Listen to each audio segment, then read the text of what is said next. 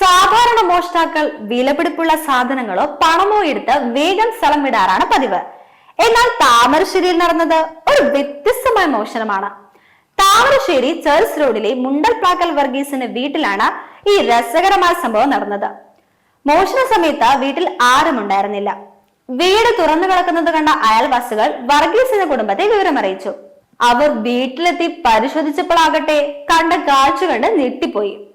വീട്ടിലെ ഫ്രിഡ്ജിലുണ്ടായിരുന്ന ചോറും മീൻകറിയും നല്ല കടുമാങ്ങ അച്ചാറും കൂട്ടി മോഷ്ടാക്കൾ ഭക്ഷണം കഴിച്ചു. ഫ്രിഡ്ജിലുണ്ടായിരുന്ന പാലെടുത്ത് നല്ല കടുപ്പത്തിൽ ഒരു പാൽച്ചായം ഉണ്ടാക്കി കുടിച്ചു. 3 പേരാണ് മോഷണത്തിന് എത്തിയതെന്നാണ് സംശയം. ഡൈനിങ് ടേബിളിന് സമീപം 3 കസേരകളും 3 ഗ്ലാസുകളിൽ ചായ പകർന്ന് കുടിച്ചതിന്റെ തെളിവുകളും കണ്ടെത്തിയിട്ടുണ്ട്. മോഷ്ടാക്കൾക്ക് വീട്ടിൽ നിന്ന് യാതൊരു സാധനങ്ങളും കിട്ടിയില്ല.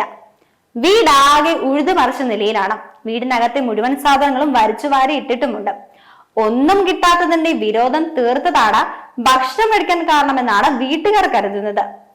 എന്നാൽ ഭക്ഷണം കഴിച്ച ശേഷം പാത്രങ്ങളെങ്കിലും ഒന്ന് കഴുകി വെച്ചുകൂടായിരുന്നോ, അല്ലെങ്കിൽ അത് നിറച്ചു വെച്ചുകൂടായിരുന്നോ എന്നാണ് വീട്ടുകാർ ചോദിക്കുന്നത്. താമരശ്ശേരി പോലീസ് കേസെടുത്തിട്ടുണ്ട്. പോലീസും ഡോഗ് സ്ക്വാഡും വിരലടയാള വിദഗ്ധരും സ്ഥലത്തെത്തി പരിശോധനയും നടത്തിയിട്ടുണ്ട്. ഈ വ്യത്യസ്തമായ കള്ളന്മാർ ഉടൻ തന്നെ വലയിലാകുമെന്നാണ് താമരശ്ശേരി പോലീസ് അറിയിച്ചിട്ടുള്ളത്. എത്രയും പെട്ടെന്ന് അവർ വലയിലാകട്ടെ.